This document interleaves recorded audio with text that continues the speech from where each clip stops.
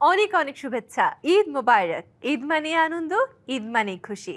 আর বাঙালির ঈদের আনন্দ সিনেমা হলের রূপালী পর্দা ছাড়া যেন একেবারেই জমে ওঠে না। এবারের ঈদেও তার ব্যতিক্রম নয়। সিনেমা হলগুলোতে বইছে দর্শকদের উন্মাদনার ঝড়, আর বক্স অফিসে চলছে টক্কর। কিন্তু পর্দায় যে তারকাদের দেখে আপনারা হাসছেন, কাঁদছেন কিংবা শীষ বাজাচ্ছেন, কেমন ছিল তাদের এই সিনেমার পেছনের গল্পটা? আর কার ঈদ কাটছে সবচেয়ে বেশি টেনশনে আর কার খুশিতে? আজকের এই বিআরবি কেবলস প্রেজেন্স ঈদ আড্ডা পাওয়ার্ড বাই বিআরবি হসপিটালসে আমাদের সাথে আছেন এই ঈদে মুক্তি পাওয়া আলোচিত প্রতীক্ষিত সিনেমা বনলতা সেনের পরিচালক মাসুদ হাসান উজ্জ্বল এবং অভিনেত্রী মাসুমা রহমান নাবিলা।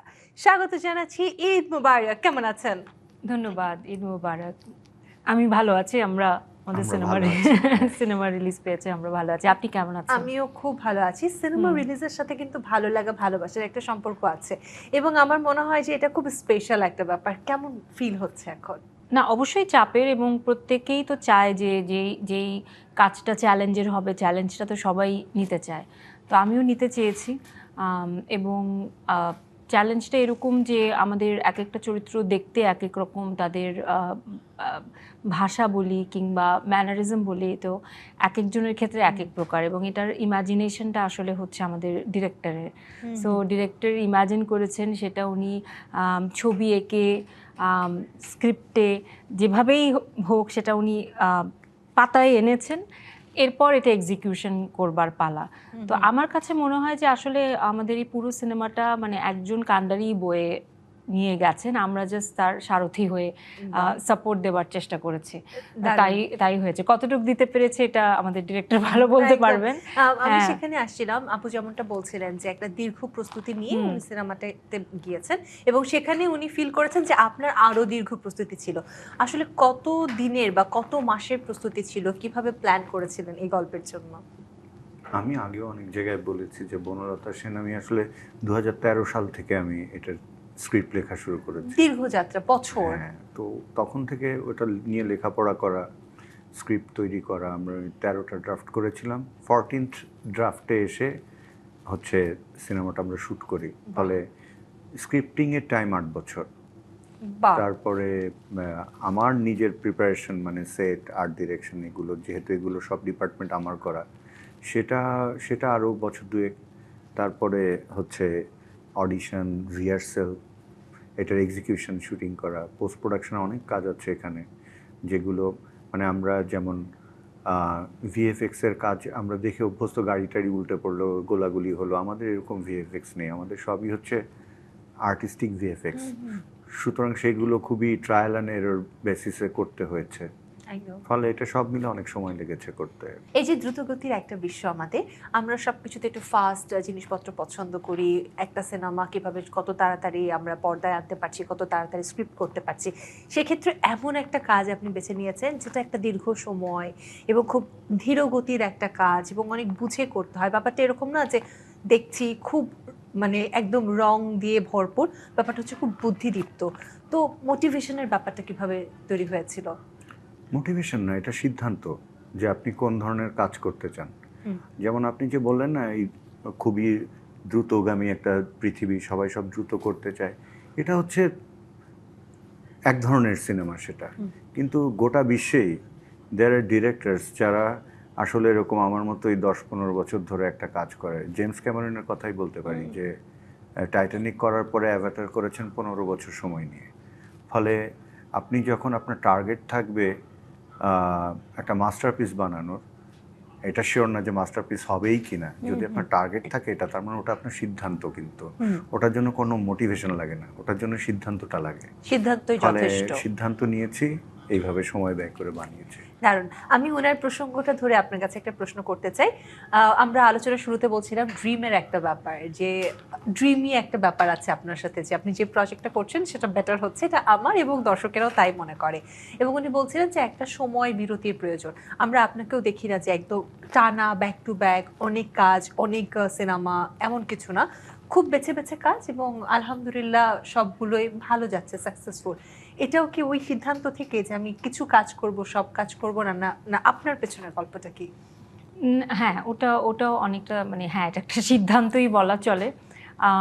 আমি আবার খুবই সেন্সিটিভ একজন মানুষ, মানে আমার যে কোনো কাজে আমি যদি মানে এটা ক্যারিয়ার ওয়াইজও পার্সোনাল লাইফেও আমি কোনো কাজ করে যদি আমি আনন্দ না পাই, মানে আমি শুধু করার জন্য করছি, ওটা না আমাকে অনেক ফ্রাস্ট্রেট করে। এমন নয় যে আমি কখনো ট্রাই করিনি, আমি ট্রাই করেছি যে আচ্ছা বসে আছি, একটা কাজ এসেছে, আচ্ছা বসে আছি করে ফেলি। ব্যাপারটা যে আচ্ছা এই ঈদে কোনো কাজ বেরোচ্ছে না, আচ্ছা এটা এসেছে করে ফেলি, এরকম হয়েছে। কিন্তু হয়তো ওই কাজটা নিয়ে আমি কনভিন্সড না। আমি কিন্তু ট্রাই করেছি, কারণ আমাকে অনেকেই বলে যে এভাবে বসে থাকলে হবে না, ক্যামেরার সামনে বেশি বেশি থাকতে হবে, মানুষের যাতে মনে থাকে। তো আমি ট্রাই করে দেখেছি। বিশ্বাস করেন আমি এরকম একটা কাজ করেছিলাম এবং আমি বাসায় এসে লাস্টের দিন কান্না করছিলাম যে আমি কেন এটা করলাম, মানে আমার পুরো শুটিংয়ের প্রসেসে আমার কান্না পায়। তো দ্যাটস মি। তো আমি আসলে ওই আসলে আমি it is a profession, but specially যদি অ্যাক্টিংয়ের কথা বলি, এই এই কাজগুলো মানে এটাকে আমি প্রফেশন হিসেবে দেখিনি কখনো। প্যাশন। হ্যাঁ, মানে এটা আমি এমন কাজের সঙ্গেই যুক্ত হতে চাই যেটা আমাকে অনেক ইন্ট্রিগ করবে।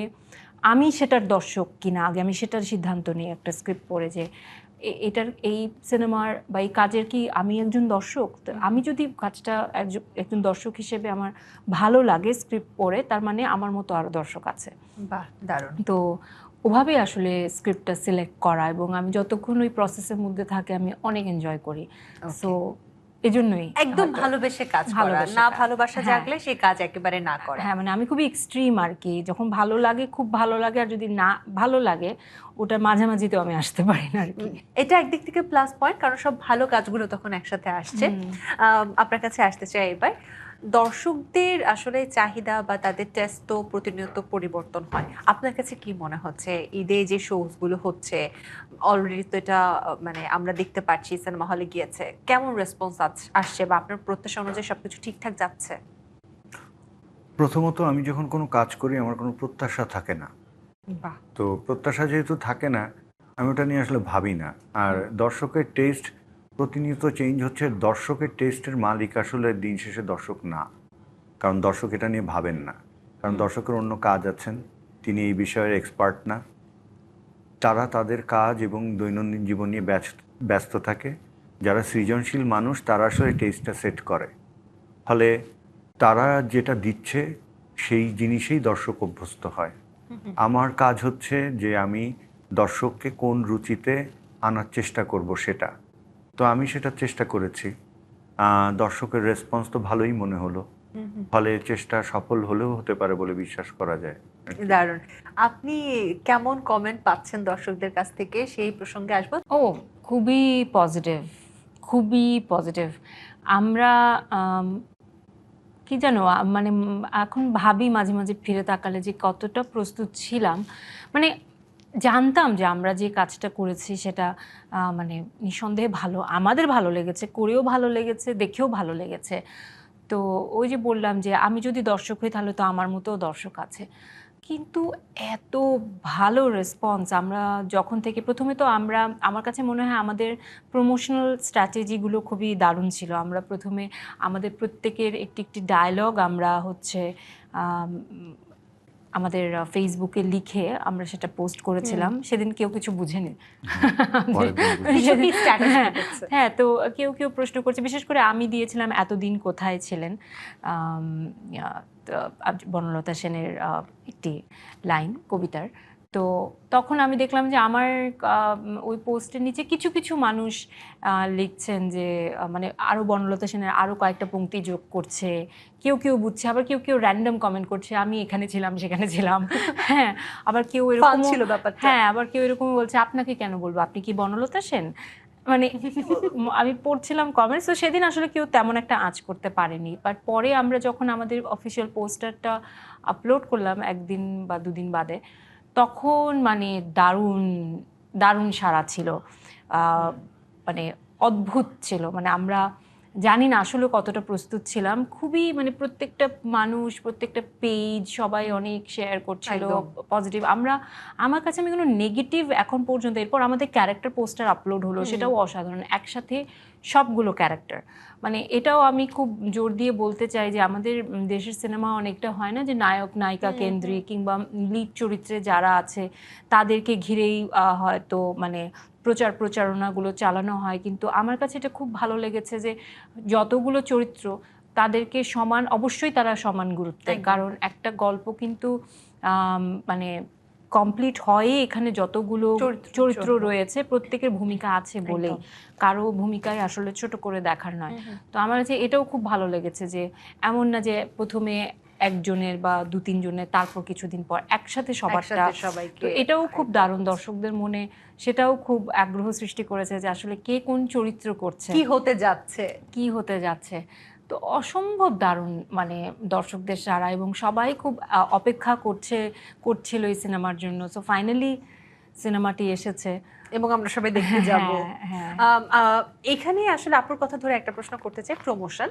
যে কোনো সিনেমার সাকসেসের ক্ষেত্রে প্রমোশন একটা বড় পার্ট। এখানে আমরা দেখতে পাচ্ছি খুব ক্রিয়েটিভিটির সাথে নতুন কিছু টেকনিক অবলম্বন করে প্রমোশনটাকে এমনভাবে করা হয়েছে যেন দর্শক যারা আছে বা সোশ্যাল মিডিয়াতে যারা আছে তারা নিজেরাই প্রমোশন করে দেয়। কিন্তু আবার কিছু ক্ষেত্রে আমরা এর উল্টোটাও দেখি যে প্রমোশন হচ্ছে না, আমরা সিনেমার নামই জানতে পারছি না। আসলে এখানে কতটুকু কাজ করার জায়গা আছে? না, আসলে আপনি এত পরিশ্রম করে একটা কাজ করবেন, এটা মানুষকে জানাবেন না। মানুষ তার কষ্টার্জিত পয়সা দিয়ে টিকিট কেটে দেখতে যাবে, জানানো তো দায়িত্ব। এখন মানুষের বিশ্বাস অর্জন করা জরুরি একটা একদম। প্রমোশনে। মানে আপনি যেটা বলছেন সেটা মিন করছেন, এটা বোঝানো খুব জরুরি। অনেক ক্ষেত্রে হয় না, দর্শক ঠকে যায় যে খুব ভালো একটা সিনেমা ছিল হ্যাঁ, কিন্তু প্রমোশনের হ্যাঁ। অভাবে দেখেনি। তো হ্যাঁ, আমরা ওই ব্যাপারটায় সচেতন ছিলাম যে দর্শককে বঞ্চিত করা যাবে না, ছবিটা তাদেরই, তাদের জন্য বানানো, সুতরাং they should know, they deserves to know. তো ওখান থেকেই আর কি আমরা আমাদের প্ল্যানগুলো সাজাই যে এভাবে করলে দর্শক আগ্রহী হবে, কৌতূহলী হবে।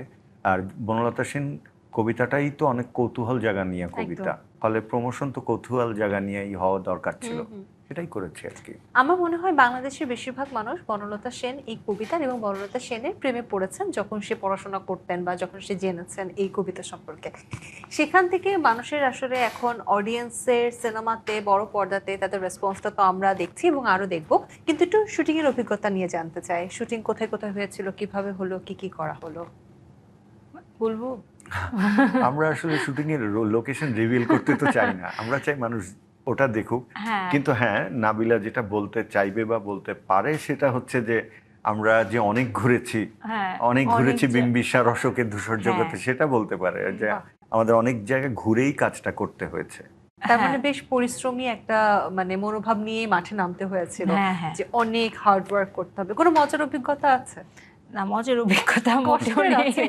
কষ্টের আছে, তাহলে কষ্টের গল্প শুনি। না, কষ্ট ঠিক নয়, মজার এই কারণে বলছি না, কারণ আসলে প্রথমে যেটা বললেন যে কি চ্যালেঞ্জ কি চাপ, তো আসলে এই সিনেমাটা তো আসলেও যে লার্জার ক্যানভাসে তৈরি করা হয়েছে সেটা তো আসলেও অনেক চ্যালেঞ্জের এবং চাপের। তো এবং আমাদের দেশে আসলে শুটিং ফ্রেন্ডলি তো আমাদের, মানে আমি বলবো যে এখনো আমাদের দেশের প্রেক্ষাপট বলি বা জায়গা বলি বা যেটাই বলি সেটা তো আসলে এত বেশি শুটিং ফ্রেন্ডলি না। তো মানে এত লিমিটেশনের মাঝে এরকম একটি বড় ক্যানভাসের কাজ করা বা সেটা দাঁড় করানো, এবং আমাদের এত জটিল কস্টিউম এক এক মানে কিছু কিছু চরিত্রে, তো সেগুলো আসলে সব মিলিয়ে মানে একসাথে করা এবং সেই সাথে অভিনয়, তো এত সহজ আসলেও ছিল না। তো আমরা যখন এই রিসেন্ট টাইমে এখন আমরা সবাই একত্রিত হচ্ছি প্রমোশনের জন্য, তো আমরা কাজটা যারা যারা রয়েছে আমরা বলি, আল্লাহ আমরা শুটিং এ একটা ছবি তুললাম না, এটা কোনো কথা? একটা ছবিও তোলা হয়নি? আছে খুব কম, কিন্তু আছে না যে আসো শুটিং এ আমরা যে ছবি নর্মালি যেটা, ওই চিন্তাই মাথায় আসে না। আমরা সারাক্ষণ আমাদের মানে জোনের মধ্যে ছিলাম যে ক্যারেক্টার গল্প এটার ভেতরেই এই ছিলাম। ক্যারেক্টারতে ঢোকার জন্য তো অনেক সময় লেগেছে বা অনেকবার হয়তো পড়তে হয়েছে, ভাবতে হয়েছে। নিজেকে নিজে কতদিন সময় দিয়েছিলেন? এটা আসলে যখন থেকে আমি এই সিনেমার সঙ্গে যুক্ত হই তখন থেকে আসলে আমার এই এই মনোভাব বা এই জোনে ঢুকবার সময়টা শুরু শুরুতে হয়ে বলছিলেন গেছে। একটা হ্যাঁ, বড় পরীক্ষা। হ্যাঁ, হ্যাঁ। তো অবশ্যই আমাদের যেটা বললাম, আমাদের প্রতিদিন রিহার্সাল হতো, লাইক এভরিডে। প্রতিদিন আমরা আসতাম। এমন না যে সপ্তাহে 1 দিন 2 দিন, হয়তো কারো যদি ইমার্জেন্সি কিছু থাকে তখন হয়তো সে আসছে না, বাট এভরিডে। তো আপনি যখন প্রতিদিন পড়াশোনা করছেন, তো আপনি তো কোথাও না কোথাও পৌঁছবেন। আমরা এবং যে কারণে যেটা হয়েছে, আপনি সিনেমা দেখলে বুঝবেন যে কিছু কিছু সংলাপ মানে অনেক কঠিন, অনেক লম্বা। তো এটা আসলে যদি আমরা মহড়া না দিতাম, আমরা এত মানে রিহার্সাল না করতাম ব্লকিং সহকারে, কস্টিউম সহকারে, ইনফ্যাক্ট হ্যাঁ বাহ! কস্টিউম এবং মেকআপ নিয়েও আমরা মানে রিহার্সাল করতাম, চুল রেডি করে, হেয়ার রেডি করে। তো আহ, তাহলে কি হয়, আপনি আসলেই ওই জোনটায়, ওই ওই ওই চরিত্রে, ওই সংলাপের সঙ্গে আপনার একটা একাত্মতা হয়ে যায়, মানে আপনি ওটা আপনি ইউজ টু হয়ে যাচ্ছেন ব্যাপারটার সাথে। সো আপনার বডির মধ্যেই ব্যাপারটা চলে আসে, যেটা আসলে খুব দারুণ। সহজ করে দেয় যখন আপনি ফ্লোরে যান, তখন আসলে অন্য কিছু নিয়ে চিন্তা করতে হয় না আর কি। মানে আমরা চেষ্টা করেছি যে ফ্লোরে গিয়ে উজ্জ্বল ভাইকে অ্যাটলিস্ট অভিনয়ের জায়গা থেকে খুব বেশি যন্ত্রণা না দিতে, বাকিটা উজ্জ্বল ভাই ভালো বলতে মানে পারবে। আমার কাছে এটা খুব দারুণ লেগেছে। আমি আবারও এই কথাটাই রিপিট করব যে বর্তমানে এই দ্রুতগতির জীবনে আসলেই এতটা পারফেক্ট ভাবে এতদিন রিহার্সাল, এটা কি সাধারণত সব ক্ষেত্রে হয়ে থাকে নাকি এটা স্পেশাল ভাবে আপনার জন্য করা হয়েছে? না, আমি নাবিলার কথার সূত্র ধরে কিছু কথা বলার দায়িত্বই মনে করছি। সেটা প্রচারিত হওয়াই দরকার। সেটা হচ্ছে যে নাবিলা যেটা বললেন যে আহ, আমরা তেমন ছবিও তুলতে পারিনি। যেটাতে আমি খুব অবাক হয়েছি এবং এখনও আমার আর্টিস্টদের উপর কৃতজ্ঞ, সেটা হচ্ছে আমি কাউকে আড্ডাই দিতে দেখিনি। মানে থাকে না একটা মেকআপ রুম কালচার আছে কিন্তু আমাদের, এটা দোষের কিছু নয় যে কলিগরা একটু কাজের কথা ফাঁকে বলছে। কথাটা তো, আমি ওদের কাউকে কথা বলতে দেখিনি একজন আরেকজনের সঙ্গে। যার যার ক্যারেক্টার নিয়ে সে বসে থাকতো। ফলে এই বৈশিষ্ট্যগুলো যখন ওই যে নাবিলা শুরুতেই বললেন যে 3বার অডিশন দিয়েছেন, হয় কি ওই 3বার অডিশনটা প্রুভ করে যে উনি কতটা এটা করতে চান। যেহেতু এটা করতে চান, তার মানে ধরেই নেওয়া যায় যে ভবিষ্যতে তার সঙ্গে চলার পথটা কঠিন হবে না, উনি ওই চ্যালেঞ্জগুলো নিয়েই করবেন। ফলে আমার প্রতিটা শিল্পী, সেটা সোহেল হোক, খায়রুল বাশার হোক, মাইমুনা মম হোক, প্রিয়ন্তী উর্বি, রূপন্তী আকিদ, এরা যারাই কাজ করেছে, বা সুমাইয়া খুশি, বা নাজিবা বাশার, প্রত্যেকে মানে লেভেল অফ ডেডিকেশন, এটা মনে রাখবার মতো। এবং এটা নিয়ে আমি একটা বই লিখছি, এটা পশ্চিমবঙ্গ থেকে প্রকাশিত হওয়ার কথা। সেখানেই কথাগুলো থাকবে যে কিভাবে শিল্পীরা নিজেদেরকে প্রস্তুত করেছেন। এবং আমি একদম দায়িত্ব নিয়ে বলতে পারি, আমরা সিনেমায় যেটাকে খুব প্রচলিত একটা শব্দ এনজি শট, আমার সিনেমা মনে হয় সবচেয়ে কম এনজি শটের সিনেমা।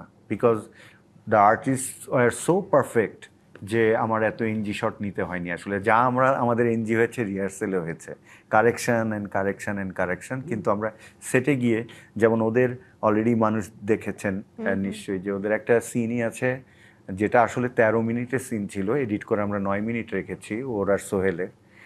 ওইটা আমাদের কাছে দুটো ভার্সন আছে, একটা কাট ভার্সন আর একটা হচ্ছে ওয়ান টেক। সেখানে ওদের একটা ফাম্বলও নেই কিন্তু। দারুণ। আমার তো আসলে শুভকামনা অনেক অনেক বেশি এই গল্পের জন্য।